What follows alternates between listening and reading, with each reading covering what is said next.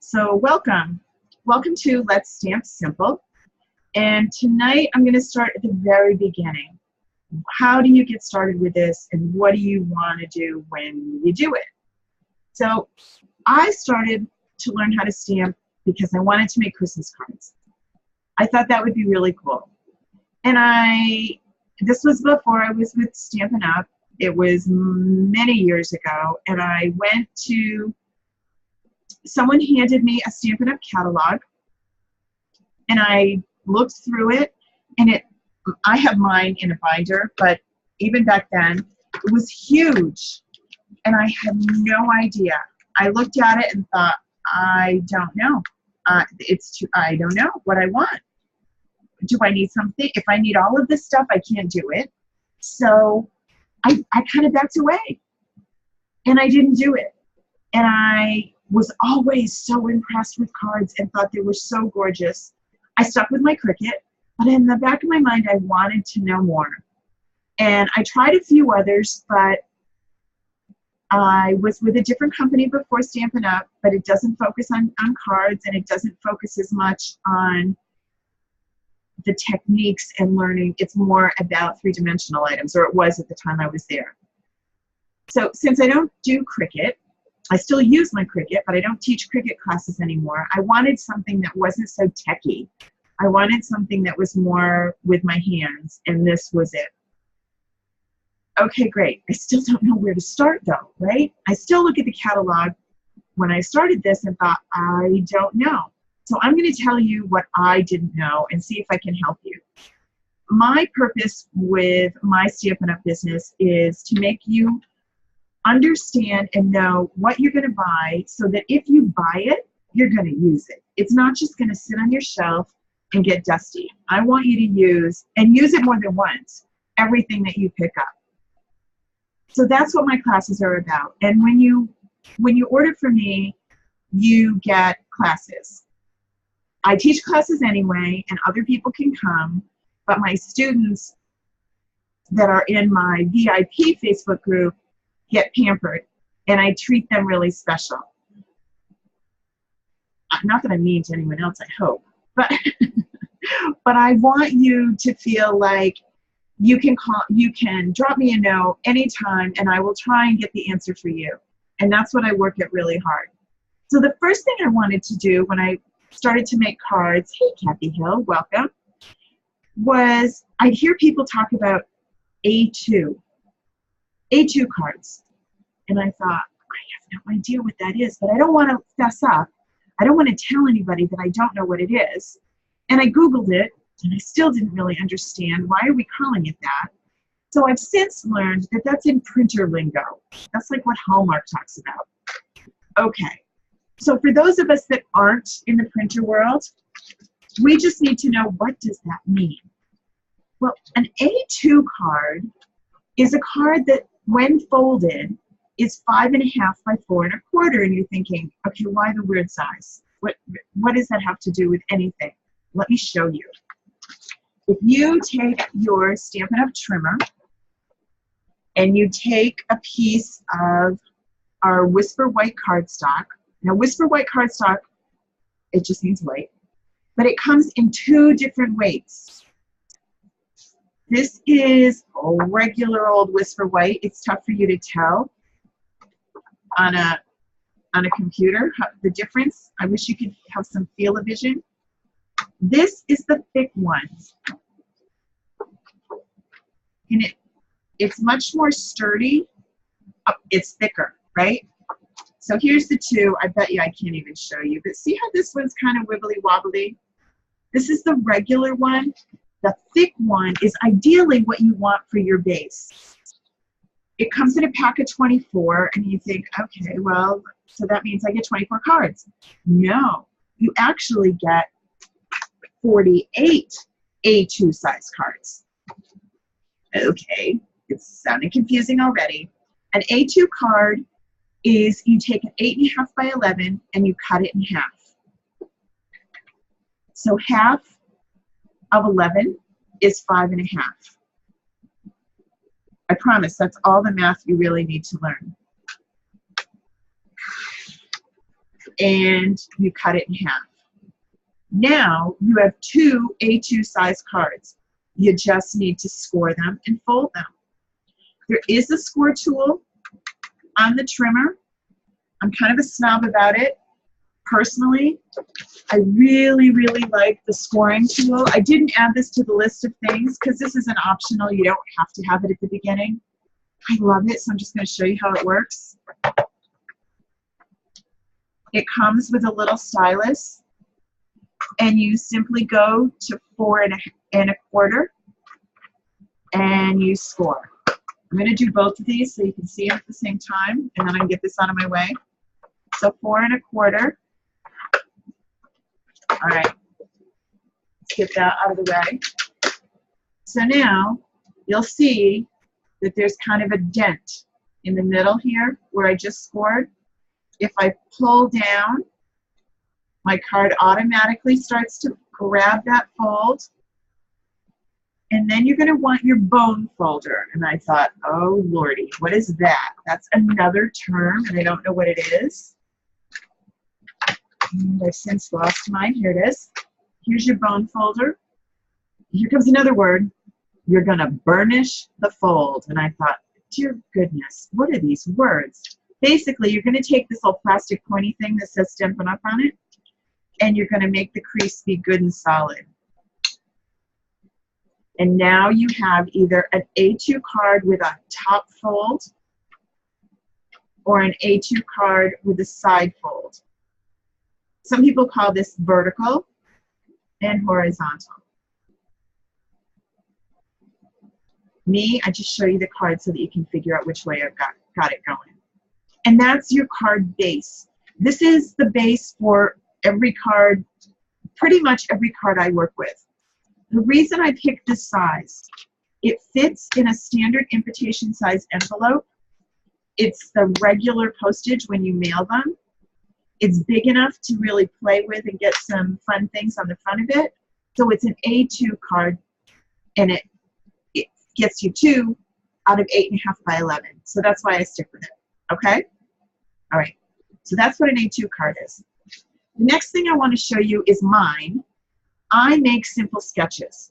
Simple sketches give you all the sizes that you need to create a card. You don't have to try and figure out the math. I show you the card, and then I give you a simple sketch. So this is the card, and it's created using this simple sketch. You kind of have to look close. So here's my white A2 card base that it starts with. That's this one. And then the next layer is a green layer, and that's 5 1/4 by 4. If you look on the card, that's this layer right here. Okay? Then I use some pattern paper, and that is 5 by 3 3/4. That's this piece right here. So it gives it like a double matting frame to kind of pop it off the page. And then my top layer is 4 3/4 by 3 1/2, and that's actually where I'm going to do my stamping. So I can put my card all together without this, and it can just sit there, and then I can stamp. So if you have favorite colors that you tend to go to often, or if you're just getting started, you don't have to have every single color of the rainbow. In this particular card that I'm working with, I'm using the old olive cardstock, old olive ink, and a pattern paper that coordinates with it. This is from the new seasonal catalog. Oh, and when you're one of my customers and you place your first order, you get the catalogs from me for free. So let me just show you which one this is. It's a pack of paper that comes with lots of options. It's this that it's showing you, but I want to show you the whole pack of paper. Come on, little machine, where are you? All right, it's gone forever. Oh, they're up here. Sorry, they're just little pieces. It's the Merry Little Christmas Designer Series paper. Now, when you're looking at Stampin' Up, you have to read the fine print, because some of them come in 12 by 12. This one does. Some of them come in 6 by 6s, and it depends on if you're only a card maker then it doesn't really matter to you what the design comes in. If you're also a scrapbooker, it makes it useful to pick up both. If you've been following me on Facebook, you might have heard something about my simples. Simples are something that I created to help you scrapbook, and those are SVG files that you do cut with a die cut machine. We're not talking about those tonight. But that's another class that I teach throughout the month. Okay, so I've got my card base, my 5 1/4 by 4, my pattern paper of 5 by 3 3/4, and my top layer of 4 3/4 by 3 1/2. This is on my blog. Anything I show you in a Facebook class or my classroom or on YouTube, if you go to the blog, which is right here, karamiller.com, it's really easy to find me. If you go to that, you'll be able to download this and print this out for yourself. I do a lot of these, and people make a collection of them so that if you're sitting down to make a card, your brain doesn't have to try and come up with something. You can figure out, you can start with this and just go. So the mathy part of it's done so your creativity can fly, but you don't have to use your brain to try and figure out the measurements and all that other nonsense. Because that's really two different parts of your brain. The creative side and the mathy side. Okay, so let me just see what I have here. I have my base. You are not the right size. No, you are not. I need my trimmer again. We'll cut our pieces so that you can see how this goes.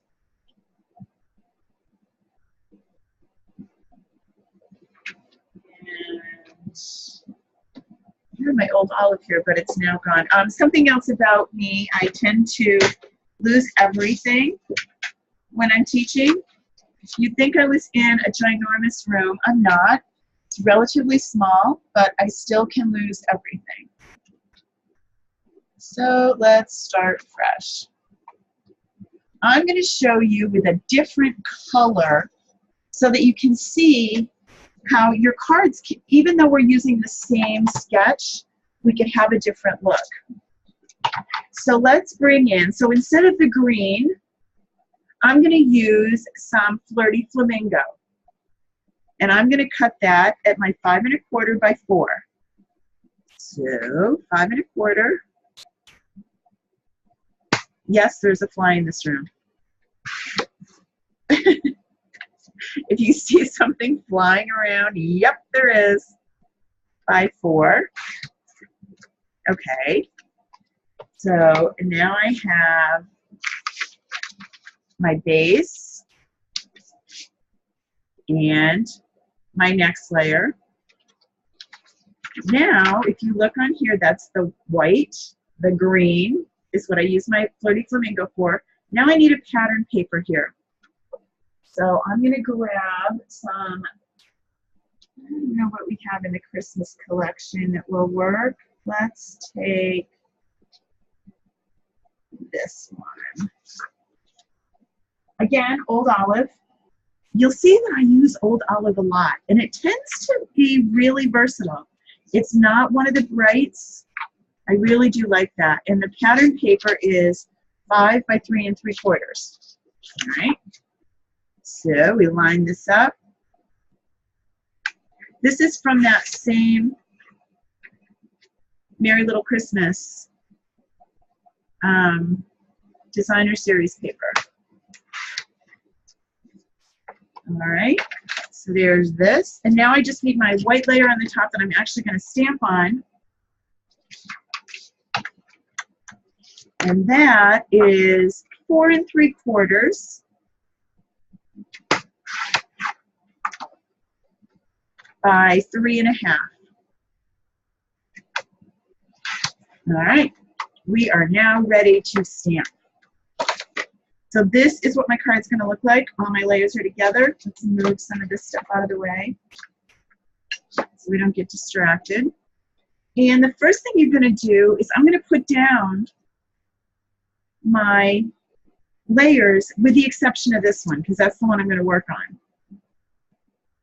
This is your snail adhesive. It's a really easy to use Super easy to refill. Love this. There's also another one called a Fuse. It's a little bit heavy duty. It's got a better hold to it. When you use the Fuse, you're going to pull it down and tear over. Pull it down, snap. You know Elle Woods and her friend, the Bend and Snap? Anyone remembers that movie, Legally Blonde? And her friend had the bend and snap. You bend and snap with this one. You don't have to bend, you just snap. Notice how cool this is on the other side? I kind of like that. But if I were going to use this and I wanted this to show, see it's double-sided pattern paper, I'd probably make this a little bit smaller so you'd see more of it because you can't quite tell what it is, but it's cool.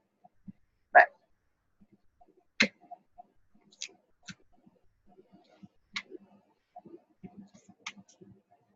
and we are ready to pop this on. And you can see because of the way it's measured, you see just a little bit of everything. And now my base is ready for more to add the top of my card to. But I need to stamp it. So I'm going to put this up here. I'm going to bring this in. Now, I'm going to use a piece of just scrap paper. This is just copy paper. Because I'm going to go off the piece of paper just a little bit, and I'll show you why. I want these ornaments to be hanging down.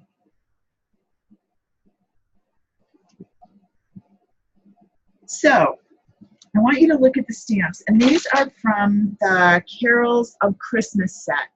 This is the biggest part, this is the hardest part of all of this, choosing a stamp set.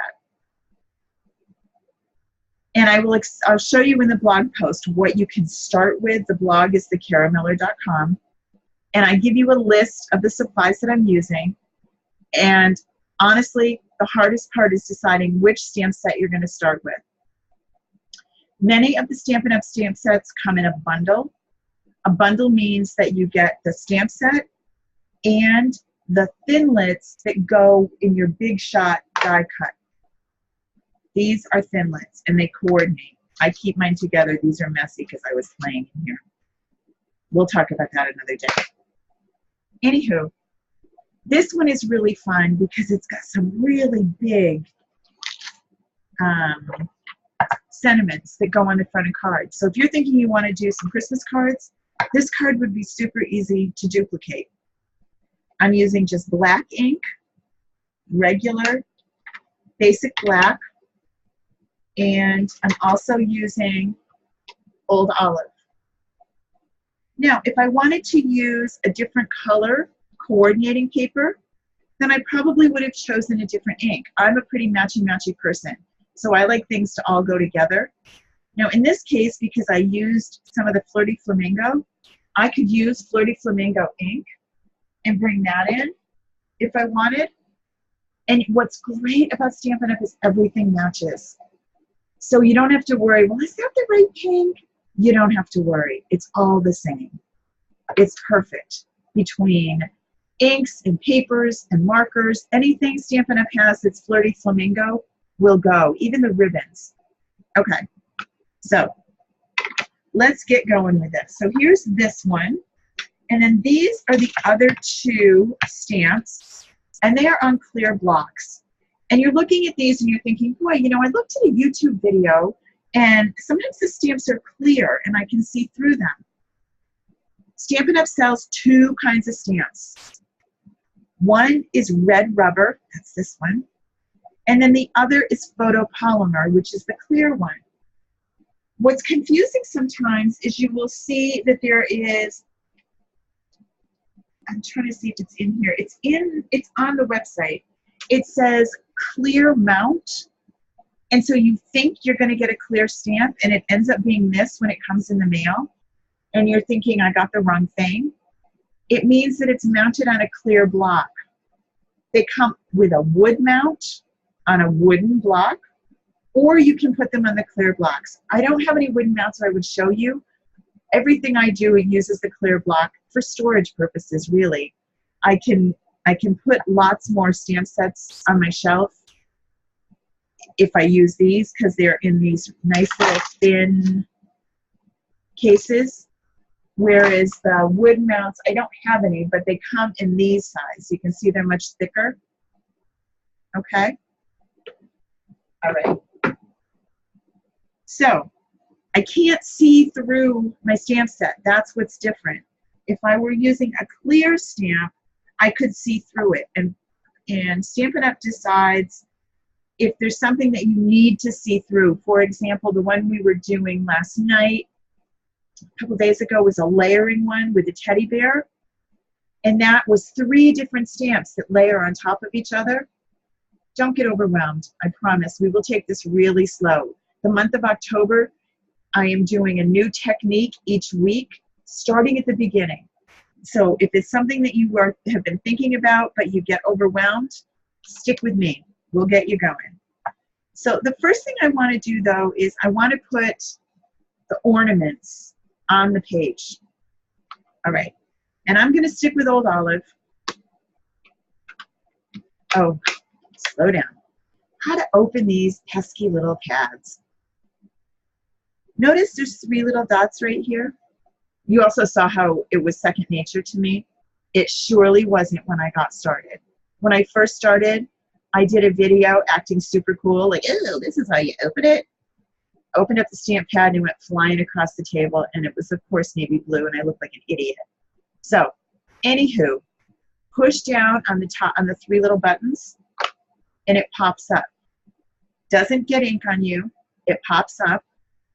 And then, let me zoom back out a little bit.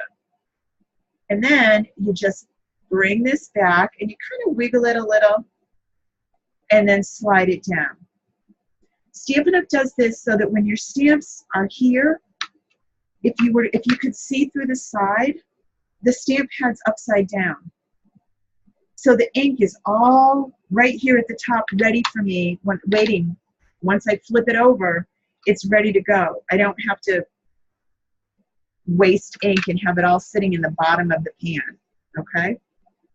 All right, so I'm gonna put these, now I will tell you, I practiced this a little bit, a few times. The best advice I have when you're just getting started, practice, practice, practice. Don't just get one piece of paper, stamp it, and think, oh, that's great. It looks terrible. It might. So practice with it. It's only going to get better the more that you do it. It's kind of like learning to drive a car. It takes a little bit. You didn't jump on the highway when you first got your license. Well, maybe you did. I didn't. I drove a little back road, and then I drove a little more curvy back road. I lived in a small town. So then I drove to the one and only stop sign. I had to go to the big town next to get to a stop light. But anyway, do it slow and practice and practice and practice until you get what you like. So see how these would kind of end? And if I were to just stamp them without, I'm trying to find my practice ones where I played with it. Here's one. See how the tops of them, you have a hard time lining them up when they're like this? It doesn't look as good because they're kind of like just in midair. All right, here's how you can make them look like they're lined up. First, I'm going to ink up my stamp. I'm going to tip it over, and I'm going to do some padding. Some stamps you can twist a little. What happens if you're doing it with a really narrow stamp, you'll get too much ink built up on the side. So really, padding is the best. Pat, pat, pat. Flip it over, take a peek. If you've got some ink around the edge, don't worry, that part's not going to touch unless you push too hard. If you push too hard, flip it over, try again. I'm going to tip this over, and the reason I have this paper here is because I'm going to go just above the paper. Can you see that if I move my hand? I've got the stamp a little bit above the paper. So it's not going to show where the edge is. Nice, steady pressure. No rocking. See how that, you can't tell? And they look like they're just going off the edge of the paper, all right? And I'm going to ink up again, and I'm going to do this on the other side.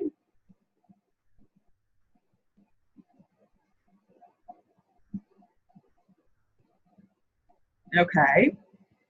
And now I'm going to take the other set. Same deal, only I need to go a little bit higher because I've got to make sure that this fits in here. So I'm going to come up like this, right? And maybe a little bit lower on this one. Pretty cool, right? Easy peasy.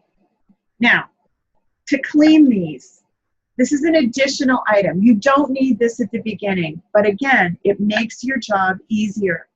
Have you ever tried to do, like put together a piece of furniture or something that you bought?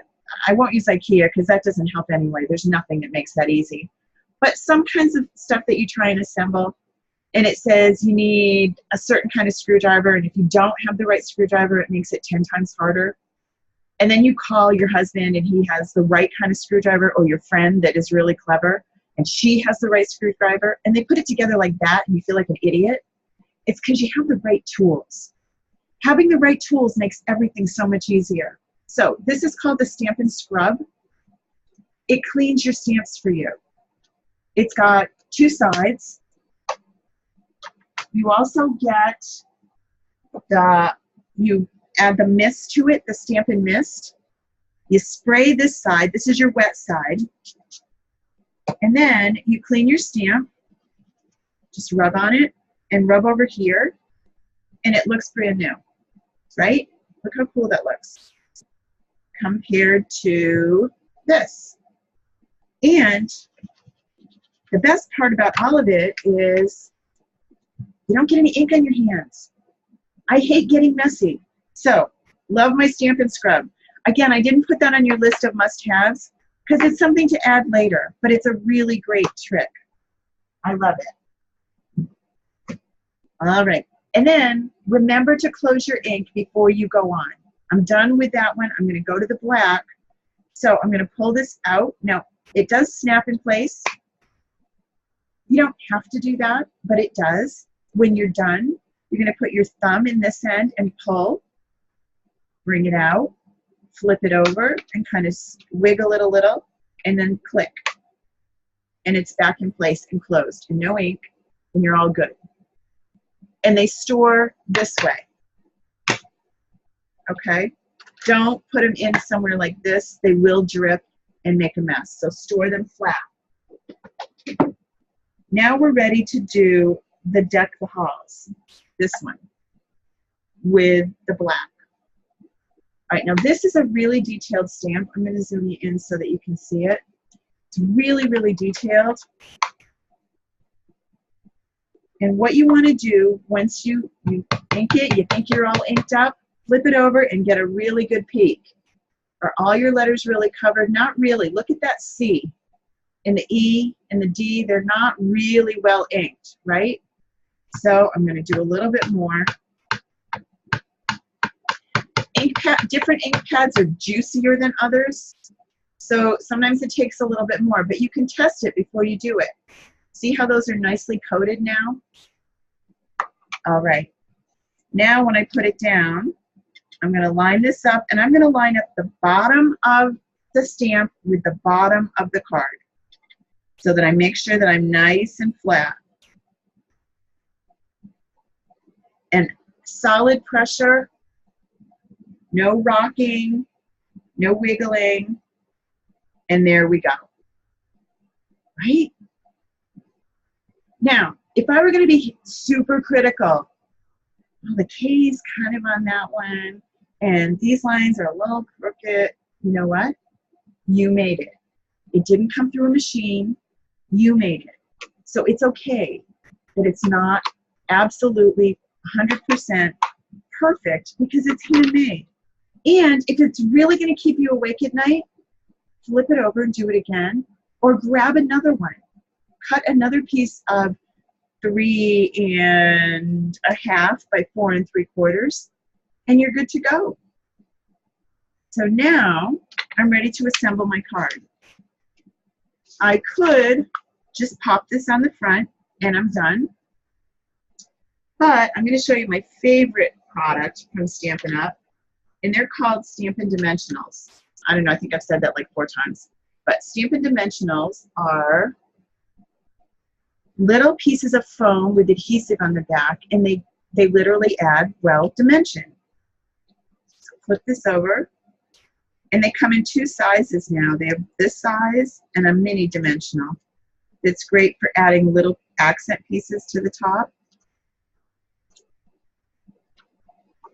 And you peel these off. And this goes right on here. And we are good to go. Now, inside this stamp set, we've also got Deck the Halls. You have these really cute little, the stars or the leaves. These would be great if you wanted to put them inside. And remember, I said they come with dies with coordinating thinlits to use with the Big Shot, and we'll do that another night. We're not doing that tonight. Tonight is just learning how to stamp and not freaking out when you try and do it. Same design, but really different looking cards because I use different colors. And this is just a basic card. I could now add some embellishments to it and flip it up a little bit. These are some of my favorites out of the catalog. There's this really cute tree that could come right in there if you wanted. These are felt ones.